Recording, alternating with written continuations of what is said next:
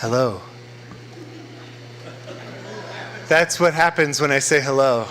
I can make things disappear with my voice. How's everybody doing? Good?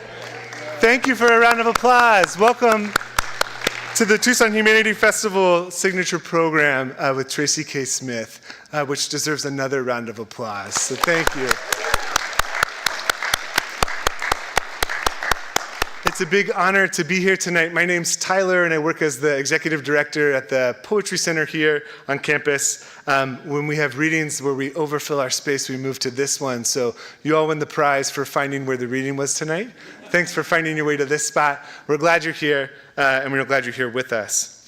I want to start by quickly doing some quick acknowledgments. The University of Arizona College of Humanities puts on the Tucson Humanities Festival each year, and this celebrates National Arts and Humanities Month every October. And this began in 2009 as Humanities Week. So each year it's grown and changed and become what it's become. This year the theme, of course, is everywhere, because the humanities are everywhere. In case you weren't, so just check. You'll find it in your pocket. It's next to you. When you go home tonight, it'll be next to you in the car. And then you'll see it in your house on your fridge. And we're really excited about that theme, and also by what it represents, how the humanities show up in every part of life, and there's no part that isn't touched by the kinds of questions and the kinds of thinking that the humanities present, even in poetry, which we'll hear about more in a moment. There's sponsors that make the festival happen each year, and so we want to thank those sponsors, and that includes the Arizona Humanities, our State Humanities Council, which is persevering, and a round of applause for them for perseverance. Bookman's Entertainment Exchange, the Arizona Theater Company, KXCI, and the Health Sciences have all been a part of the festival this year. So a round of applause for all those folks. Thank you. So the College of Humanities is also a big reason why the Poetry Center can exist. And if that's true, and it is, then the other reason why we can exist is all of you. And so I thank all of you for being the heart of our work, for supporting it when you can, with your presence, with your attention, with dollars if it's possible. And we promise to continue on our side of the Poetry Center to be steady in our work of bringing exceptional experiences with one of the most exceptional art forms. Our next readings at the Poetry Center include the U of A Creative Writing faculty Fareed Matuk and Susan Briante, and they're going to be reading on October 30th at 7 o'clock back at the Poetry Center.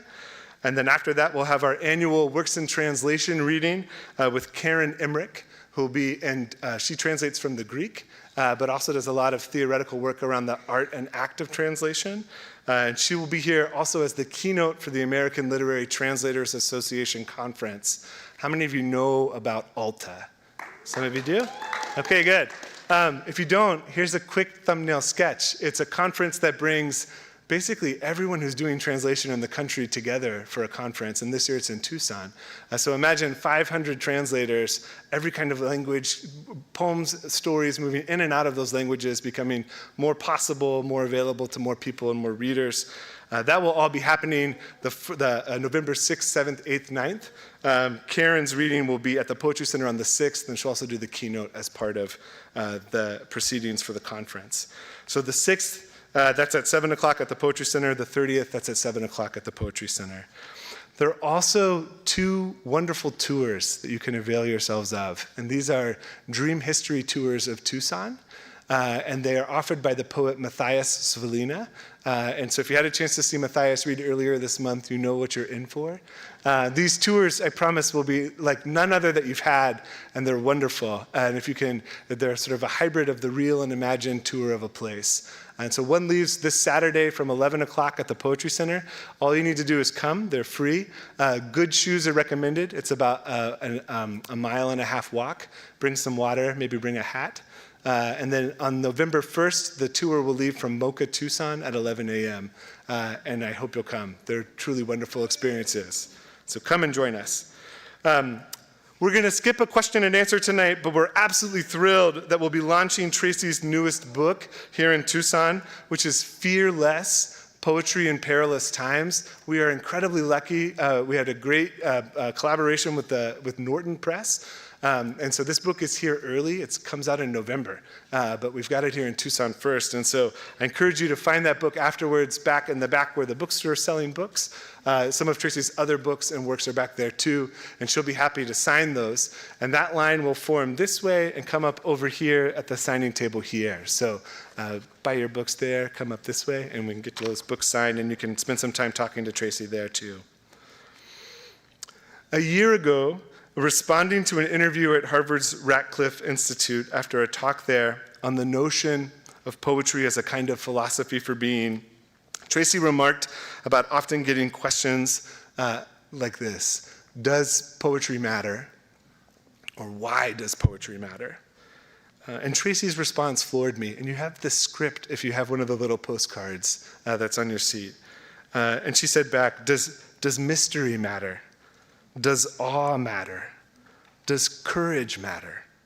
Does resilience matter? Does our interest in the lives of other people matter? Do our actions and their bearing upon the planet matter? It's an awesome reply to that question. Socrates would be proud. Where do you go to experience the splendor of wildness or the possibility of a kind of right relationship to the magnitude of the simultaneous beauty and wretchedness that are always possible in this world? What do we do with that, those possibilities? I think maybe another way to say this is, why would a Research One university that has $1 billion worth of research every year need a poetry center? Does poetry matter? I'd argue that what we're doing is a kind of research here too every day, a kind of research based in language, on awe, on mystery, on courage, on resilience, and also on freedom, and also what it means to be just or to seek justice in our relationships. One assertion that Tracy's newest book, Fearless, makes is that poetry provides a way through fear to its opposite. And that, in its most profound, but maybe also in its most simple iteration, is to be in relationship with the capacity for a kind of love. And here's Carl Phillips, the poet, on that idea in his book, The Art of Daring.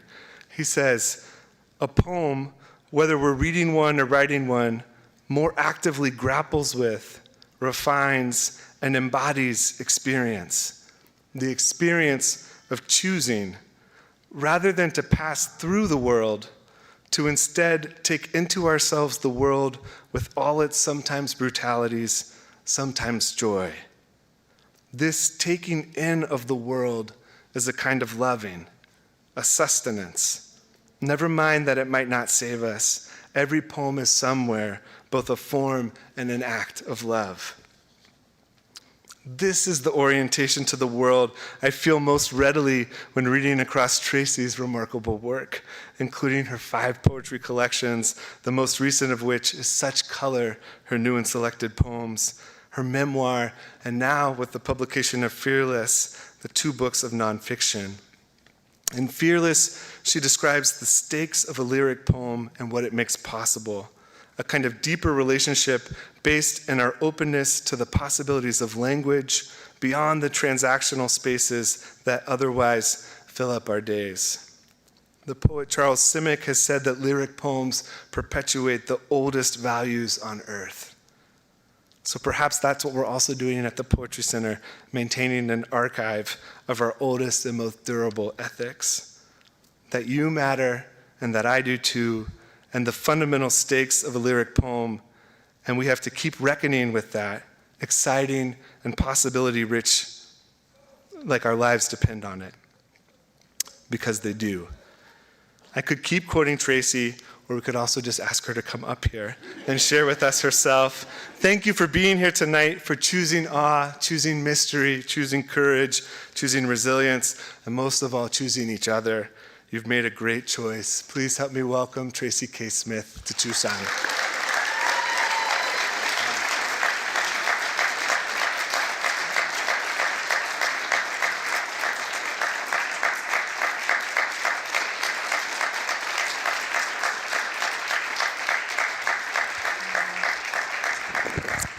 Good evening. Thanks for coming. I'm excited to be in Tucson for the first time in my life. and to be in such a beautiful world, a world within the world I thought I knew. I think I'll start by, well, what I would like to do, with your approval, is to read back and forth between poems and excerpts from Fearless, Poetry in Perilous Times, which I see as a treatise on the indispensability of poetry in human life, and especially in times that are fearsome, like the one in which we find ourselves. So I thought I would start with a poem that's in praise of an astonishing landscape, because years ago, I visited the hill country in Texas, a place so different from New York, where I lived at the time, that I wanted to just capture everything that I had seen, observed, and been astonished by in a poem. So I sat outside the little cottage where I was staying and wrote this poem. And I want to do that tomorrow here. But in the meantime, I thought I would share this. Hill country. He comes down from the hills, from the craggy rock, the shrubs, the scrawny live oaks and dried up junipers, down from the cloud bellies and the bellies of hawks, from the caracaras stalking carcasses, from the clear sun-smacked soundlessness that shrouds him, from the weathered bed of planks outside the cabin where he goes to be alone with his questions. God comes down along the road with his windows unrolled so the twigs and hanging vines can slap and scrape against him in his Jeep. Down past the buck caught in the hog trap that kicks and heaves, bloodied, blinded by the whiff of its own death, which God, thank God, staves off. He downshifts, crosses the shallow trickle of river that only just last May scoured the side of the canyon to rock. Gets out, walks along the limestone bank, castor beans, cactus, scat of last night's coyotes. Down below the hilltops, he squints out at shadow, tree backing tree. Dark depth, the eye glides across, not bothering to decipher what it hides. A pair of dragonflies mate in flight. Tiny flowers throw frantic color at his feet. If he tries, if he holds his mind in place and wills it, he can almost believe in something larger than himself, rearranging the air. He squints at the Jeep, glaring in bright sun, stares a while at patterns the tall branches cast onto the undersides of leaves. Then God climbs back into the cab, returning to everywhere.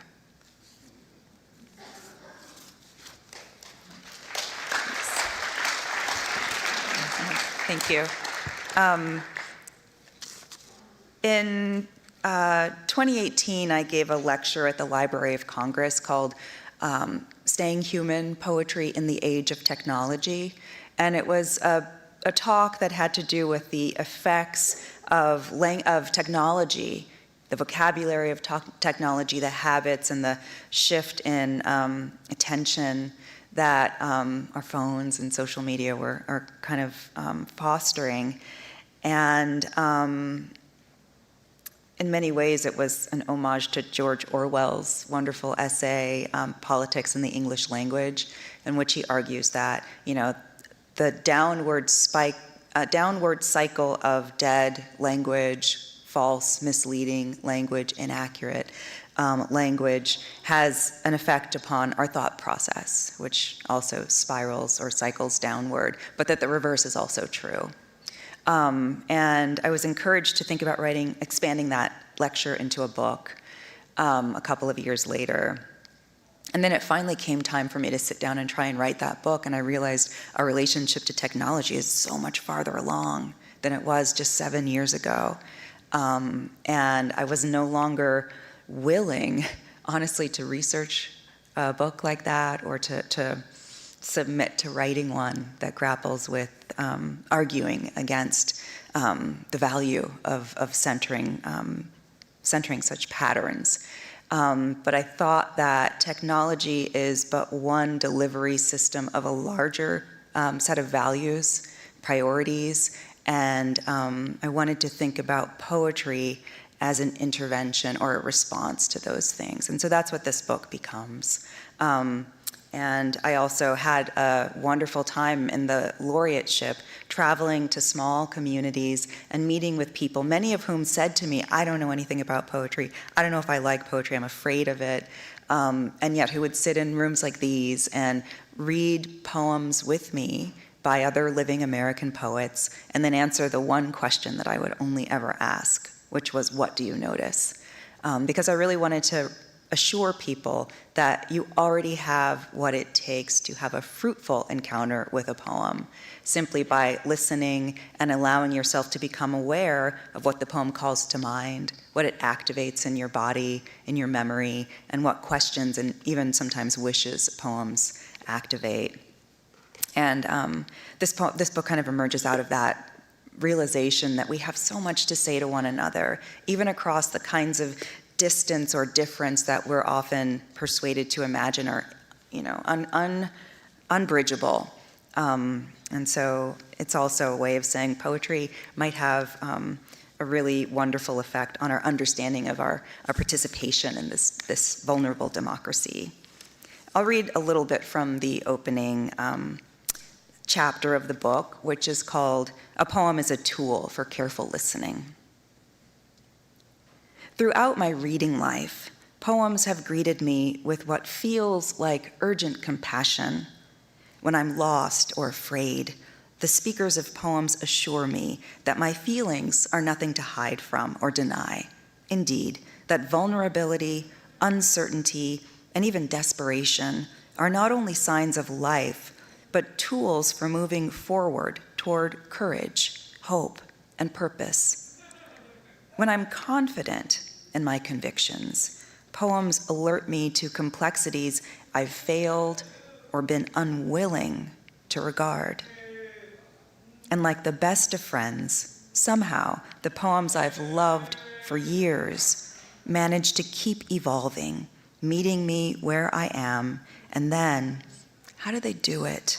Leading me still further along toward what will startle, console, and even change me. I shouldn't be surprised. Our very selves from day to day are the result of where we've been, what we've seen, how we've hurt and healed, and what we are on the threshold, even now, of discovering. We never cease in our becoming.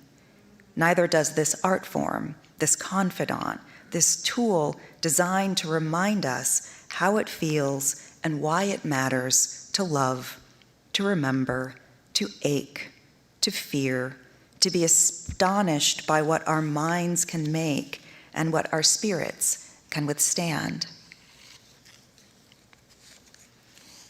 I wish I could say to everyone who lives with the fear of poetry, you don't always have to understand it. You can let it nudge you, let it cause something to stir. The sounds of words gliding along next to one another, the glimpse of an image, a face, a body taking flight, rain hammering down in the night. The difference between the droplets hitting the houses and those landing in trees, a blanket of sound covering everything it sees. What I mean is, I don't always understand the poems I admire. Sometimes poems operate by a logic that eludes me, the way dreams often do. Sometimes, like a conversation with a wonderful stranger, a poem speaks to me in words I know, while leading me down paths that are startling and unfamiliar. Some poems seem to carry me away from my usual thoughts, my usual self, which can feel like a gift. How often do we feel overwhelmed in the lives we know? How often does the world as we have come to recognize it, the world as we've been taught to see it, fill us with fright? Far from something to fear, I'd say that poetry is an art form that allows us to redefine our relationship to fear by stepping in close to the facets of the world that we don't like or don't understand. Often enough, these are the same things. Often enough, it is the illusion of extraordinary distance, blurring out details and shrouding motives in shadow that makes us fearsome to one another. Not always, of course, but often enough. It's not always possible to test out such a theory in life, but poems are built to bridge distances of all kinds between people and events separated from one another by time, geography, temperament, and belief. A poem can even traverse the distance between the living and the dead. If you're reading these pages because you love poetry, then I would like to convince you that poems, if you allow them to, can help you to love every other thing in the world around you. Imagine that. Imagine what it would mean to allow a poem which can empower you beyond the apprehension of threat, to move you closer and closer to that which you do not love, allowing you to observe, imagine, and feel your way past indifference or suspicion and toward recognition. Let's leave it there for the time being, because recognition is the threshold for a great deal more. And if you've read this far because poetry is something that you do not, as of yet, love, something that has made you feel confused or self-conscious or inadequate, then my wish is to convince you that the opposite of love is not hatred or rancor, but fear, and to help you clear that impediment from this and perhaps other contexts in your life. I want to do this not for, but with you, because you and I are not alone. We dwell together in a world riddled with reasons for despair, a world brimming, too, with forms of beauty that fill us with awe, joy, wonder, fear on the one hand, and something like love on the other. I'm going to read you a poem. Oh, thanks. You're so sweet, but you don't have to, I'm going to wear you out going back and forth. I'm just going to assume that there's constant applause going on somewhere. I'm working on a new book of poems called The Forest. And I have been, for a long time, writing poems that have to do with my apprehensions about the country that I live in and love, my worries about the forms of violence and disregard that characterize so much of what is done in our name as Americans, or in our streets as people who live here but are not granted the shelter or harbor of citizenship. And those are questions that are still on my mind, surprise. But I also am looking for another vocabulary and register with which to explore them. It is so easy to fall into the pattern of logical argument and attempting to persuade someone, when I really believe that much injustice is not necessarily a failure of logic, but an alternate form of logic. And I realized that the lyric imagination is a really wonderful tool for challenging ourselves, for marrying things together that don't ostensibly seem to belong together, and for stepping into our larger selves. And so I think a lot of the poems in this book are seeking to rise up to that register, both in terms of the particular cadence of language, the what feels in some ways to me like an ecstatic accumulation, and maybe in something that has to do with the psychic wish to return to this largeness that I know is in us. This is an untitled poem. The children of trees sprout up from dirt, up through pine litter, up past grass. Formed and waiting from before their birth is the seed of an idea, feasting on air, pushing ever down toward the wet heart of the earth. Emissaries of ecstasy, built from stars, the children of trees are heirs of silence. What the owl breaks open with its cries, innocence, eloquence, the science holding the world within intact. And so may it be for my children, my tall saplings, whose eyes see at once out and in, whose home is kept within the shade and the wind and the history of trees. All history is the history of trees. I see my sons in a cherry grove, luxurious in full bloom, swaying, twirling in wind. My young trees, my once seedling sons, who hear and heed the voice of the blossoms. This beauty is not us, but it rises through us and is a source of joy. Joy floods me for my willing sons, who aimed their perfect souls at the earth and me on it. The children of trees are children, like the children of rabbits, humans, and doves. Their thin branches bounce when you approach. They are so eager to be met. They will play a game with your shadow. Laughter escapes through the tips of their leaves.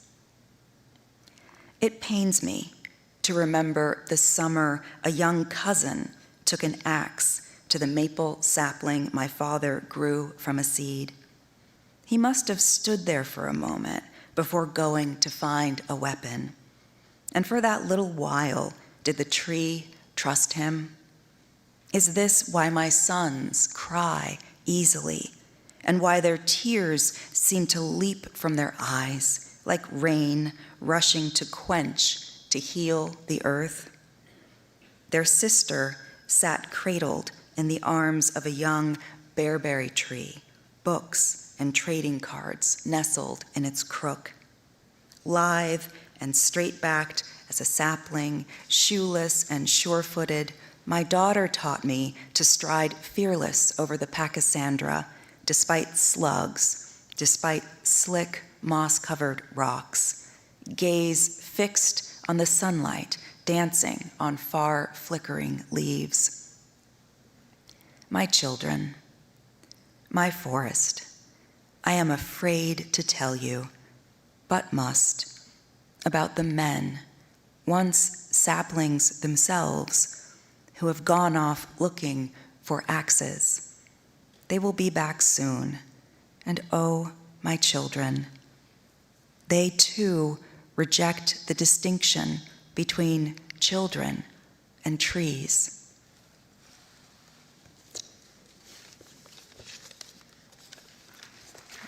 Thank you.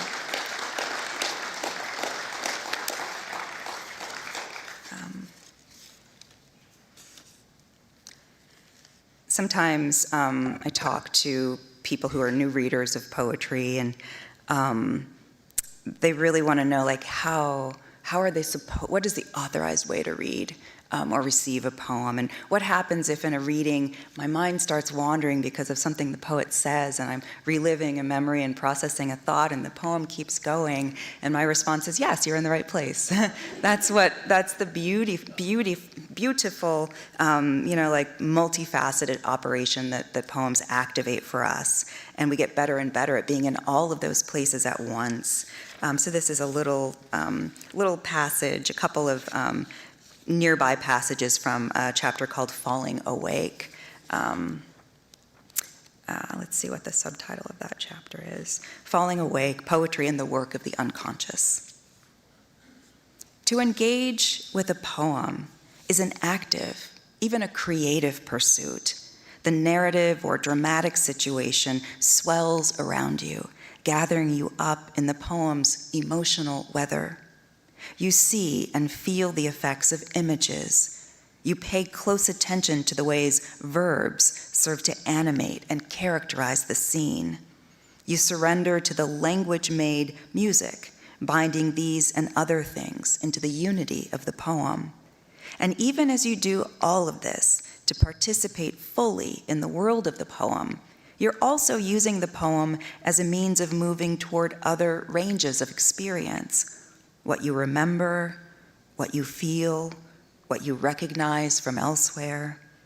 Managing all of this at once, you might find yourself pausing for a moment to follow a tangent to its conclusion before turning your attention back to the forward unfolding of the poem itself.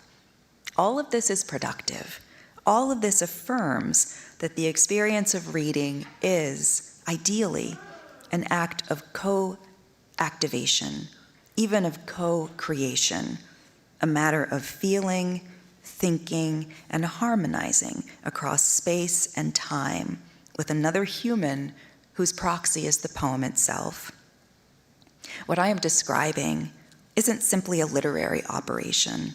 It's a set of essential life skills, faculties of attention and imagination that fortify us to withstand the ripples and torrents of our own individual and collective narratives. When a poem draws observation of the external world into direct dialogue with its speaker's internal delight or unrest, it is inviting us to exercise skills critical to the integration of such things as mind and body, the rational and feeling selves, and the individual ego's accountability to others. This is why I'm always perplexed by the indefatigable question, does poetry matter? And now you know what my answer to that question is. Engaging with the poem is one way of strengthening our ability to do something with these powerful questions and feelings, not to freeze or recoil, not to shun or deny, but to admit, withstand, rethink, even to act. It's possible that the motivation behind a question like does poetry matter arises out of the conception that poetry is a narrow niche, a selfish respite from the practical demands of day-to-day life.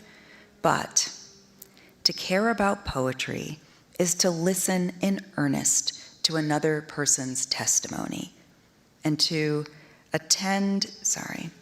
draw that awareness in toward your own emotional fortitude, imagination, patience, and empathy. To care about poetry is to attend to a host of complex faculties that equip you to consider yourself alongside and in light of equally worthy others. A big part of this book is sort of demonstrating readings of various poems that I love, showing how easy and natural it is to listen to a poem and to build upon it and to think with it. But I think that's not something that we'll do here. But I'll encourage you to go pick up a copy of the book and see what I think of, those Winter Sundays and Joy Harjo's She Had Some Horses and other poems that are both contemporary and a little bit more classic. But maybe I'll read you another poem. What do you think of this back and forth? Is it okay? Okay.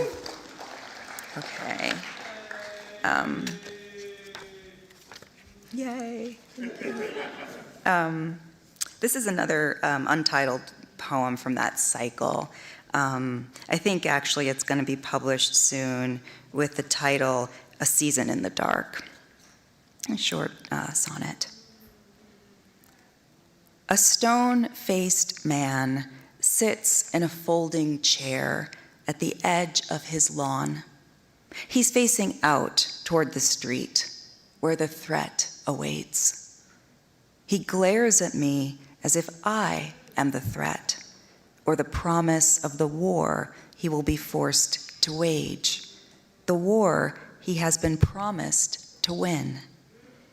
He resembles the old man who sat behind the wheel of my son's school bus for a time. Inscrutable what he held in mind, in check, to himself and beneath the effort of words.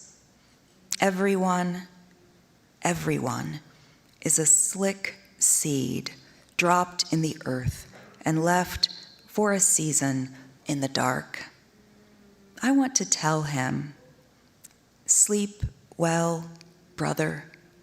Soon we will be weeds or flowers together.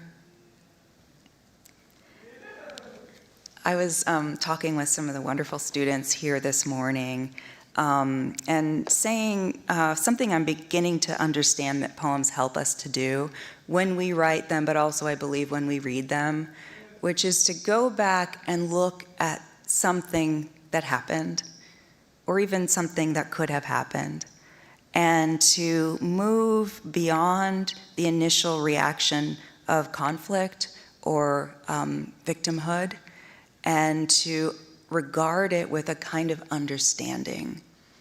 And I think understanding is another word for compassion, both for oneself and for the other in these moments that we return to.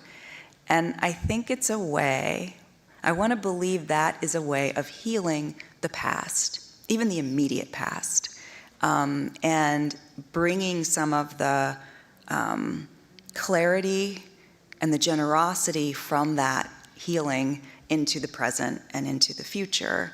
I've been writing a lot of poems about my first marriage. When I was in my 20s, married to someone who, like me, was a kid, ambitious. We both wanted to be artists. And there were a lot of problems in that marriage, and I felt betrayed many times. But lately, when I go back to that time of my life and try and compose a poem, I can't conjure the feelings of anger or jealousy or despondency. I can only see two young people trying to become. And I think part of going back to that moment is an unconscious desire to kind of like heal and to say, I'm okay. And I can even be grateful. Maybe I'll try and find one of those poems. Oh, here's one. Okay. This is titled Te Recuerdo, Amanda, I Remember You, Amanda, the title of a very famous song by Chilean artist Victor Jara, and begins with an epigraph from that song. That marriage was kind of conducted in Spanish, and I realize now I don't really have the accent anymore. My vocabulary is kind of crumbling. So just go Google the song, listen to it later, okay? Te recuerdo, Amanda. I was an artist, the way a hatchling still tapping at the shell is a goose or a duck, rather than the mere chance of one. Sun up, I'd roll from the mattress atop the straw mat where I slept beside the husband who'd taught me to pronounce huelga and obrador, strike and worker. I dressed for work. He went back to sleep. I believed in the dignity of labor, didn't I? Searching Midtown at noon for a $3 lunch, then back to the desk where I processed purchase orders. But liberty was poetry, distance bridged by a single voice, something to give your life to, I thought. Think. Once, I forgot a Victor Jara CD on a cafe table, which was $9 or $12 I'd have to earn again. When I raced back in to ask, the busboys merely shook their heads. Poverty was a regime. Love's betrayals knocked me flat. I always thought Jara's most famous song was about a protest, violent repercussions coming down upon the working class. I thought Manuel died, not that he ducked out early on a rainy day with the woman he loved. Two people can love the same thing so adamantly it becomes two different things. When I made it home in the dark, my husband would be painting. He'd be standing there alone by a window, smiling to himself, whistling something.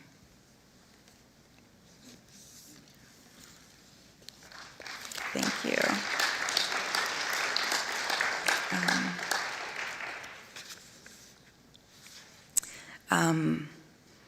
One chapter in this book, the chapter that I was presenting at Radcliffe, or excerpting at Radcliffe that day, is about erasure in poetry. And it's also interested in the way that sometimes people become nobodies through the erasure of social disregard.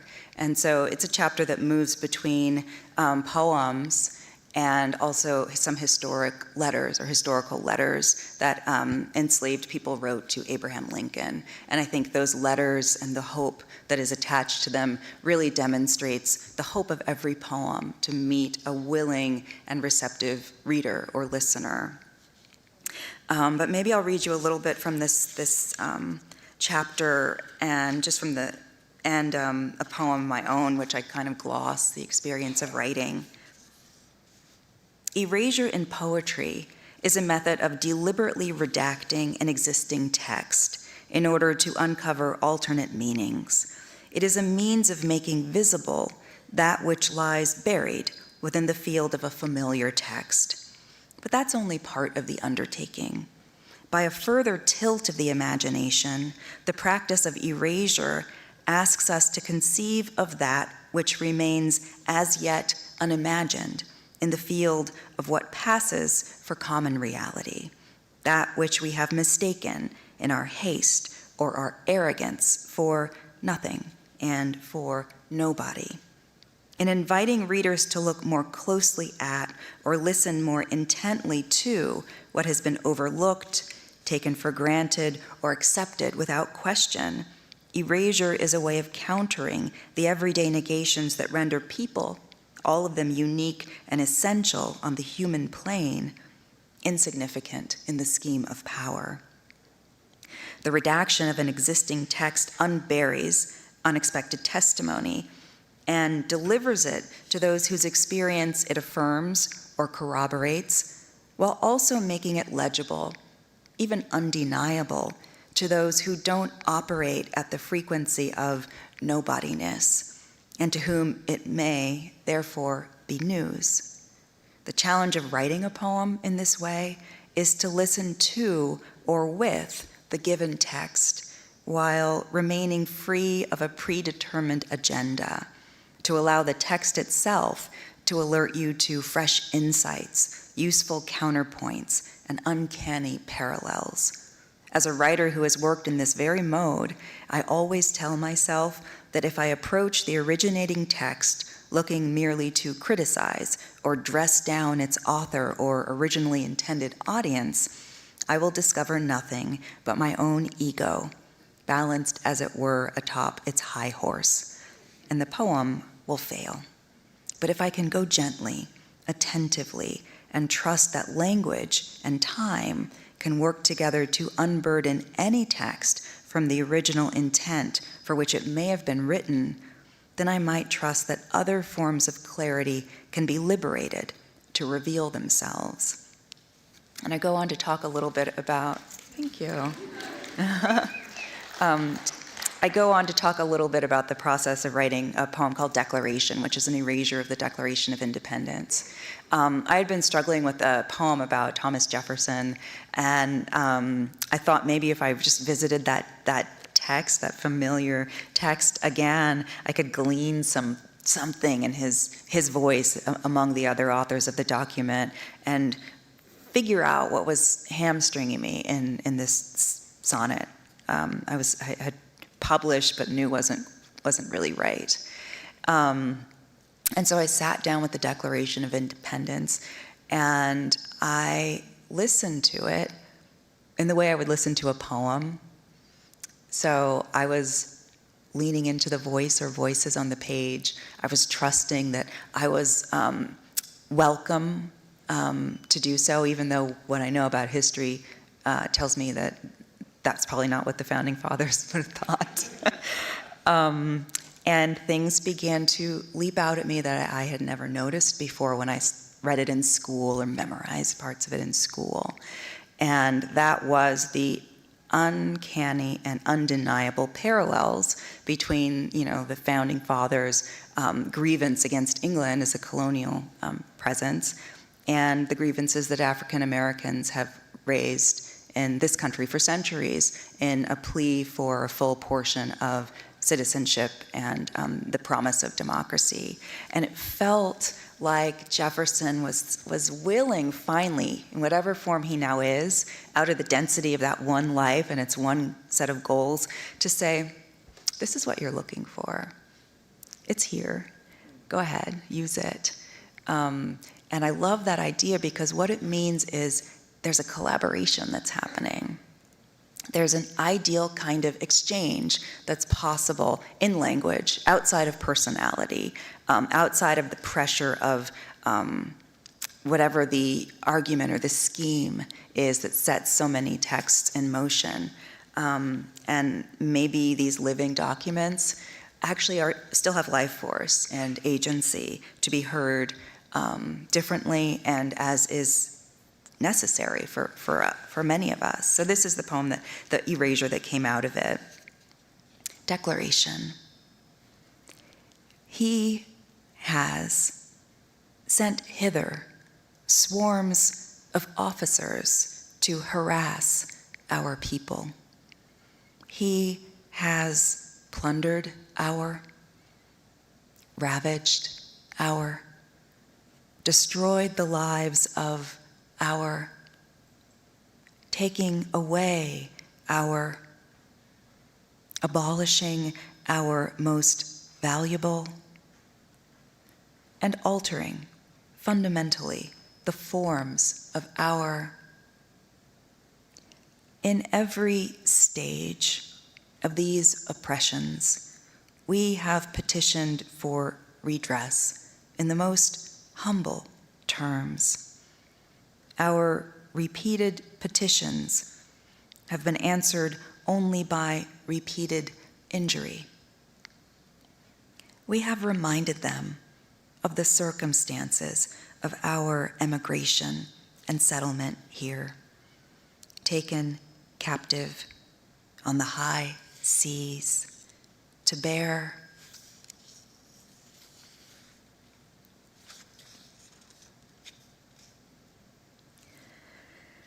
I'll read a little bit of this gloss. Try not to repeat what I just said.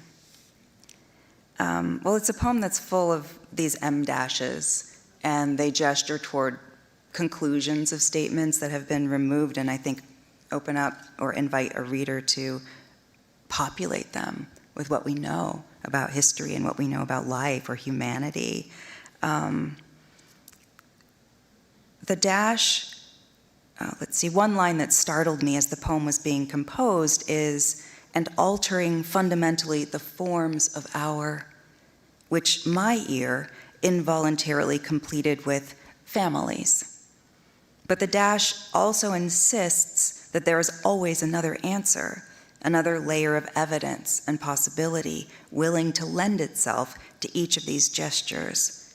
I hope it also invites the reader to populate the poem's silences, that is, its redactions, with their own understanding of what is withheld. Once at a reading in Washington, D.C., an audience member told me that the poem's final sentence in her ear, which is taken captive on the high seas to bear, ends in her ear with witness. She activated a possibility that had not previously occurred to me. I had been thinking about the weight, what I often refer to as the freight of history. Both are compelling to me, and neither should be made to foreclose upon the many other valid terms of hope, loss, need. and deservingness to which the poem lends credence.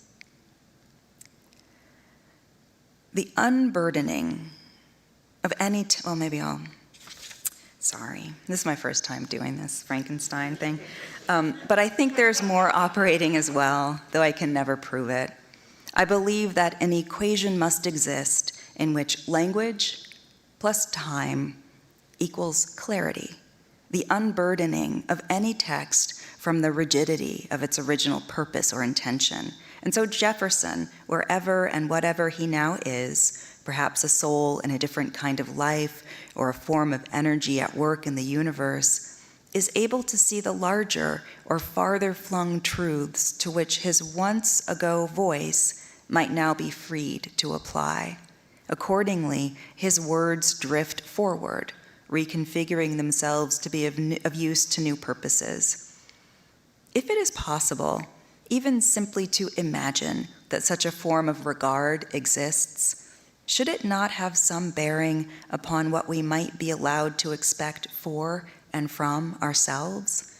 By which I mean, we, whom habit and custom have so often rendered nobodies, and you, who have been counted among the sons and daughters of this nation's never-gone fathers, must come to accept that all of us together inhabit and are responsible for the co-creation of a common reality. What will we make of it? Oh, thanks.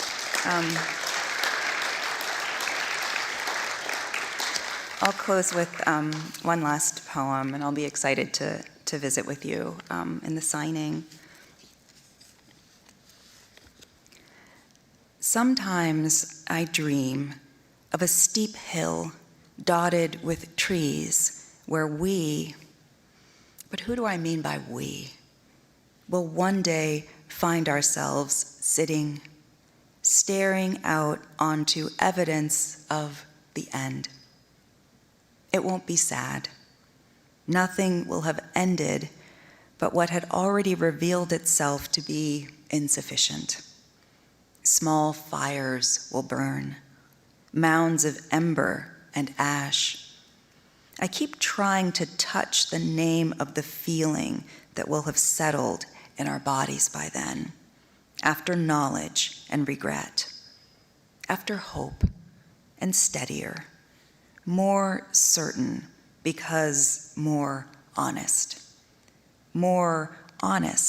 because we will, by then, have seen our biggest lies, the final and most dire, shatter above us in the common sky, taking away everything with them that needed to go.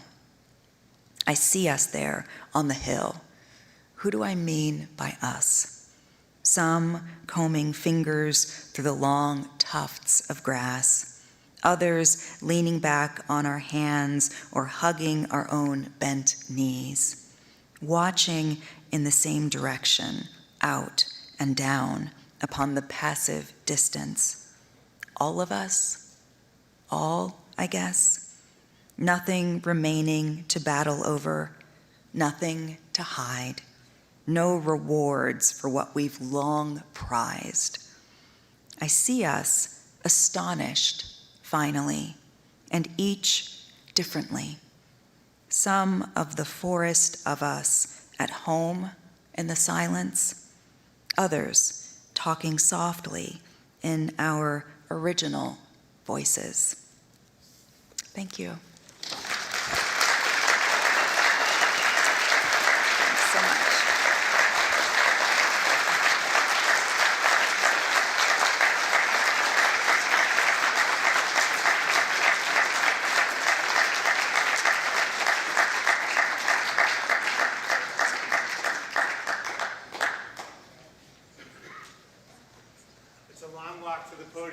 I'm going to say one more big round of applause, please, for Tracy K. Smith. Thank you for coming. Thanks for being here. Thanks for choosing this. Books are for sale, like I mentioned, in the side over here. We're going to form a line coming this way, and I know Tracy's happy to sign those. Appreciate you being here. Thanks for being a part of the Tucson Humanities Festival. Hope to see you at some of the readings coming up that I mentioned at the beginning. Take care, everybody.